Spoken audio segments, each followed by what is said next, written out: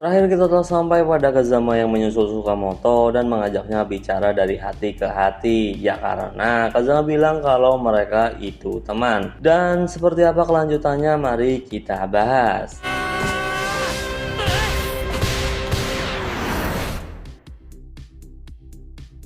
Kazama yang berkata jika ia ingin berbicara dari hati ke hati, tapi Sukamoto cuma diam aja. Kazama pun bilang lagi kalau dia bakal menunggu sampai Sukamoto merasa lebih baik. Dan Sukamoto pun bilang lompat jongkok. Kazama pun terlihat bingung dengan apa yang dimaksud Sukamoto. Sukamoto pun bilang lagi kalau ia tidak bisa melewati tingkatan kelima, meskipun setiap orang di kelas bisa melewatinya dengan mudah. Dan gurunya berkata jika Sukamoto berusaha lebih keras, ia pasti bisa melewatinya.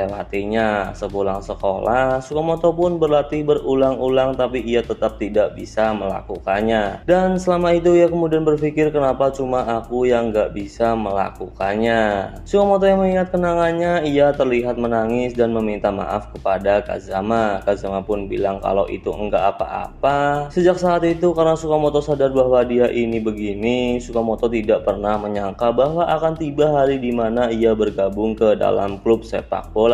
Terlebih lagi klub yang kuat dan cukup terkenal di seluruh Tokyo. Setiap orang dengan skill yang bagus datang ke Seishiki. Fakta bahwa hari ini Sukamoto berada di sini, ia menganggap bahwa itu adalah cerita yang cukup lucu. Sukamoto kemudian mengingat kembali saat pertama kali ia mengikuti seleksi masuk tim Seishiki. Ya, aku yakin kalau kalian udah pada tahu. Dimana Sukamoto yang sebenarnya gagal memenuhi syarat, tapi dia kemudian membujuk Mitsuki untuk mengawasinya. Bahkan Sukamoto berlari sampai malam hari. Tapi di sini ada yang mengejutkan, di mana keesokan harinya Sukamoto sebenarnya bingung untuk pergi latihan atau tidak. Karena menurutnya ia hanya menimbulkan masalah untuk rekan-rekannya, tapi di sisi lain Sukamoto lega karena teman-teman dan juga para seniornya sangat baik. Dan Sukamoto pun kemudian bercerita saat pelatih lebih memilihnya dibanding Kasahara Senpai. Saat itu bisa dibilang adalah momen yang sangat Sukamoto benci. Sukamoto sadar jika dirinya adalah seorang yang tidak bisa melakukan apapun dan sudah jelas ia adalah orang yang paling menyebalkan di dalam tim. Setelah pengumuman, kita juga tahu kalau Kasahara Senpai membantu Sukamoto berlatih. Ya, di animenya juga udah ada kok. Setelah berlatih, ternyata Sukamoto kemudian menemui pelatih Nazawa. Ia bertanya kenapa pelatih lebih memilihnya dibanding Kasahara Senpai. Pelatih Nazawa kemudian berkata bahwa Sukamoto adalah orang yang istimewa dan ia harus mencari tahunya sendiri. Perkataan pelatih Nazawa seperti menghentikan pemikiran Sukamoto untuk melarikan diri. Nah, Kazama yang mendengar perkataan Sukamoto pun cuma bisa terdiam. Dan Sukamoto kembali bercerita tentang camp pelatihan dulu, di mana ia mencetak gol pertama saat bertanding melawan Seikan. Ya, di animenya juga udah ada kok. Sukamoto menganggap bahwa itu hanya sebuah keberuntungan yang bodoh. Bahkan setelah itu, ia ternyata berusaha melarikan diri dari pelatihan tersebut. Tapi seperti sekarang, Kazama ada untuk berbicara dengan Sukamoto. Di chapter ini, emang Sukamoto banyak bercerita tentang masa lalunya. Ia juga bercerita tentang pertandingan melawan Keiyo dan juga final melawan Toin. Di pertandingan melawan Keiyo, karena Kazama dan juga Mitsuki nggak bisa bermain, Sukamoto bilang bahwa setiap orang mengeluarkan kekuatan tersembunyi yang mereka miliki. Dan itu sangat luar biasa. Sebelum melawan Toin, Usui mengajarinya cara agar bisa lepas dari penjagaan lawan. Dan Usui juga bilang kalau dengan cara itu Sukamoto bisa berguna untuk semua orang. Namun pada kenyataannya ia malah tidak bisa melakukan apapun dan kemudian diganti. Tapi Sukamoto lega karena pada akhirnya Seishiki memenangkan pertandingan dan bisa melihat wajah semua orang bahagia. Sukamoto berkata, entah bagaimana aku merasa telah menyelesaikan sesuatu, tapi aku sadar bahwa aku hanya menipu diriku sendiri. Kazama pun kemudian bertanya sejak kapan, tapi Sukamoto bilang lagi turnamen nasional berada dalam level yang berbeda. Bahkan ini jauh dari apa yang sudah aku bayangkan. Aku sangat takut sekali. Tidak ada sejak kapan, itu sudah terjadi sejak pertama kali. Aku berlari untuk menghilangkan rasa takut, tapi aku diingatkan dengan sangat jelas hari ini. Setiap aku bertanya-tanya kenapa, aku malah tidak bisa berlari dengan baik. Aku memang mempunyai kenangan yang cukup buruk. Dan sambil tersenyum Sukamoto berkata, setelah semua ini aku tidak tidak mempunyai kesempatan lagi untuk melarikan diri. Tapi di sisi lain, pelatih Nozawa yang nggak sengaja lewat, ia kemudian menguping pembicaraan Sukamoto dan juga Kazama. Nah, Kazama yang sudah mendengar cerita Sukamoto hingga akhir, ia malah kemudian membicarakan Kazuhiko Kuotao. Kazama menganggap gaya bermain Kazuhiko itu mirip dengan Sukamoto. Kazuhiko yang bisa muncul di setiap sudut lapangan dan memukul bola seperti seekor piranha. Itulah gaya bermain yang harus Sukamoto tiru. Tapi ya mungkin pemikiran Kazama ini salah karena Kazuhiko itu dari sekolah nomor 1 di Jepang dan posisinya berbeda dengan Sukamoto. Tapi selama ini Kazama selalu memikirkan gaya bermain yang cocok untuk Sukamoto karena menurutnya di Seishiki tidak ada pemain yang bisa ditiru Sukamoto. Namun ya apa salahnya untuk dicoba? Jika Sukamoto tidak mendapatkan hasil apa-apa dan membuat masalah untuk tim, Kazama bilang besok ia akan mengatakan apa yang perlu diubah dari Sukamoto. Jawaban Kazama di sini emang agak nggak nyambung. Dia juga bilang kalau perkataannya bukan membahas masalah yang sedang Sukamoto alami. Tapi ya mereka berdua kemudian memutuskan untuk balik ke tempat hotel mereka menginap. Di jalan Sukamoto pun berterima kasih kepada Kazama karena Kazama sudah mendengarkan keluh kesahnya. Dan Kazama kemudian bilang apakah Sukamoto bisa melakukannya sekali aja dan berhasil. Ya mungkin terkait apa yang tadi Kazama bilang tentang Sukamoto dan juga Kazuhiko. Walaupun itu membohongi perasaannya dan bahkan membunuh apa yang sebenarnya ada di hati Sukamoto, Sukamoto pun seperti yakin dan akan menjawab, tapi Kazama kemudian bilang untuk menyudahi pembicaraan ini. Nah, saat Sukamoto dan Kazama sampai di hotel, Sukamoto kemudian diingatkan Kurusu tentang pakaian yang Sukamoto cuci. Masalahnya adalah Kurusu cuma nemuin satu doang kaos kaki milik Kimista. Ya cukup kocak sih tingkah mereka di scene ini. Sukamoto yang melihat Ubukata, ia kemudian memanggilnya dan dengan gugup meminta maaf atas kejadian sebelumnya. Tapi Ubukata cuma bilang apakah Sukamoto bisa bermain di pertandingan besok. Sukamoto pun menjawab bisa dan Ubukata bilang untuk Sukamoto minggir karena ia tidak punya waktu untuk memikirkan Sukamoto. Wah yalah. Dan pelatih Nozawa kemudian berteriak untuk para pemainnya segera tidur. Para pemain pun sudah ada di dalam kamarnya masing-masing. Terlihat juga Ubukata yang lembur untuk menganalisa tim Ryuzan dan di kamar Sukamoto ia terlihat masih tetap terjaga. Kazama di sini juga kepikiran tentang perkataan Sukamoto yang bilang kalau dia udah nggak bisa melarikan diri lagi. Dan Kazama berpikir nggak apa-apa kalau Sukamoto terjatuh lagi, aku hanya perlu melakukan satu hal. Nah keesokan paginya kita diperlihatkan Ubukata yang sedang memakai lipstiknya. Yuki pun bertanya apakah Ubukata biasa memakai itu. Ubukata berkata kalau biasanya dia nggak memakai ini, tapi hari ini bakalan sibuk banget. Lalu berpindah ke para pemain Seishiki yang udah siap buat berangkat. Sukamoto yang sebelumnya enggak sempat meminta maaf kepada Ubukata dengan benar, hari ini ia berniat buat meminta maaf kembali. Tapi Sukamoto terkejut melihat Ubukata yang memanggil Kimista, Suzuki, Satou dan seperti memberikan arahan. Ia juga menyerahkan taktik yang sudah diperbarui kepada pelatih Nozawa dan gak hanya itu, ia bahkan mengingatkan Haibara bahwa mungkin lapangan yang akan ditempati Haibara tekstur rumputnya sedikit kasar. Oshiba juga terlihat sangat antusias untuk mendapat arahan dari Ubukata, tapi Ubukata bilang kalau dia bakalan berbicara dengan Oshiba nanti. Yuki pun terkejut melihat Ubukata yang seperti memberikan arahan dan memperhatikan seluruh pemain. Dan saat Ubukata berjalan ke arah Sukamoto, Sukamoto di sini pun mau meminta maaf, tapi Ubukata seperti mendorongnya dan juga memberikan sebuah catatan. Kazama yang melihat itu, ia menakut-nakuti Sukamoto untuk berhati-hati. Bisa saja itu adalah surat kutukan dan Sukamoto harus menyerahkan kepada orang lain agar terbebas dari kutukan Ubukata. Kazama emang suka ngawur bercandanya. Nah, saat Kazama meledek Sukamoto, tiba-tiba aja semua orang terkejut dengan Ubukata yang jatuh pingsan. Semua orang pun terlihat panik dan selanjutnya kita diperlihatkan suasana para pemain Seishiki yang ada di dalam bus. Suasananya hening, bahkan tidak satu orang pun yang terlihat senang. Ya suram banget gitulah suasananya. Terlebih lagi taktik yang sebelumnya Ubukata bicarakan kepada para pemain, gimana jadinya jika Ubukata enggak ada. Namun ya ada juga Oshiba yang memasang wajah melasnya karena cuma dia doang yang belum diberi instruksi. Pelatih Nozawa juga seperti kena mental dan berkata apa yang selama ini udah aku lakukan. Usui berkata kepada Mitsuki bahwa kita bisa melangkah sejauh ini tanpa disadari karena emang bergantung sama taktik atau analisa Ubukata. Jadi wajar aja kalau para pemain Seishiki sekarang pada gelisah. Tapi tiba-tiba aja Kazama mendapatkan pesan dari Yuki yang yang semalam sekamar sama Ubukata dan sekarang ia juga sedang mengantar Ubukata ke rumah sakit. Kazama di sini membaca pesan Yuki dengan suara yang lumayan kenceng. Pesannya isinya sih, saat Yuki dan Ubukata menonton rekaman pertandingan Ryuzan, Yuki bertanya kenapa Ubukata berusaha begitu keras sampai seperti ini. Ya, maksudnya mengarah kepada Ubukata yang udah jam 3 pagi tapi masih menganalisa tim Ryuzan. Ubukata juga sebenarnya bertanya-tanya, tapi ia sendiri hanya ingin sebuah penegasan. Dia yang dulu memiliki sebuah impian tapi ia tidak pernah menggapainya, dan tetap saja yang kini tersisa dari dirinya hanya sebuah penyesalan. Ubukata cuma pengen mempunyai keinginan yang kuat untuk tidak berkecil hati dan kemauan untuk tidak kalah dari siapapun. Karena tekad seperti itu, ada banyak orang di Seishiki yang memilikinya. Ubukata ingin mencoba sekali lagi, dan karena besok adalah pertandingan yang penting untuk Seishiki, ia ingin mengerahkan semua yang ia punya untuk melakukan apa yang ia bisa. Ia ingin menyampaikan ke semua orang bahwa ada seorang gadis SMA tahun pertama yang melakukan usaha terbaiknya sampai sejauh ini, dan Ubukata menolak untuk mengakui kalau Seishiki besok akan kalah. Pesannya emang segitu aja. Kazama juga bilang jika hari ini kalah, kita akan terlihat sangat payah di depan Ubukata. Semua pemain Seishiki pun terlihat serius dan pelatih Nazawa pun terlihat kena mental kembali. Sambil memegang taktik yang diberi Ubukata sebelumnya, pelatih Nazawa berkata seluruh siswa Seishiki mempunyai kualitas yang sangat bagus. Nah, Sukamoto yang masih memegang surat dari Ubukata, Kazama pun bilang bahwa pesan Yuki selanjutnya ditujukan khusus untuk Sukamoto. Yuki bilang ke Sukamoto bahwa alasan Ubukata berada di tim sepak bola itu karena Sukamoto sendiri. Sukamoto benar-benar seorang pemula, dia pergi berlari di setiap pagi bahkan menggunakan pakaian yang tipis. Ubukata bilang melihat tingkah Sukamoto yang bersungguh-sungguh itu membuatnya marah, tapi Sukamoto lah yang membuat Ubukata bisa berubah melupakan masa lalunya. Ubukata melihat Sukamoto seperti melihat dirinya sendiri, dan Ubukata bilang ia ingin melihat Sukamoto lebih lama lagi. Dan seandainya Sukamoto memilih jalan yang buruk yaitu mengundurkan diri, Ubukata penasaran akan bagaimana nantinya. Seandainya ia tidak melarikan diri dari jalan yang menyenangkan, akan bagaimana masa depannya. Ubukata memutuskan untuk melakukan yang terbaik selama Sukamoto juga melakukannya.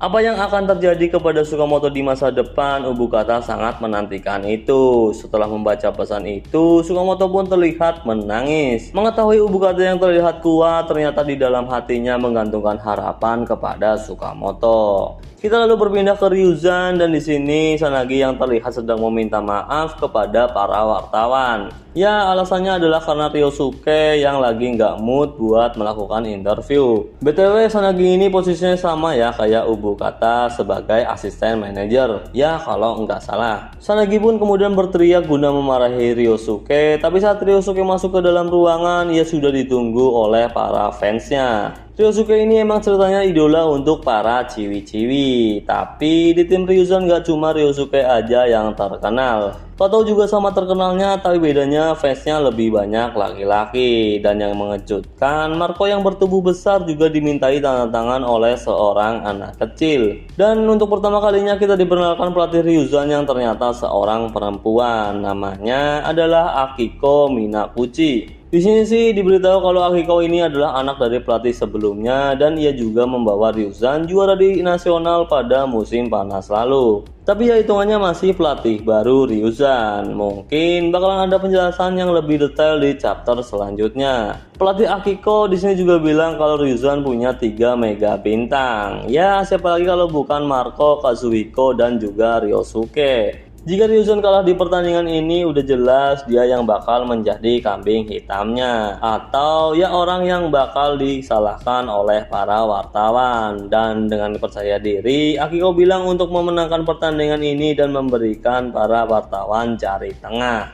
Sebenarnya bukan jari tengah juga sih, dia bilangnya cuma memberikan jari, mungkin ya jari tengah.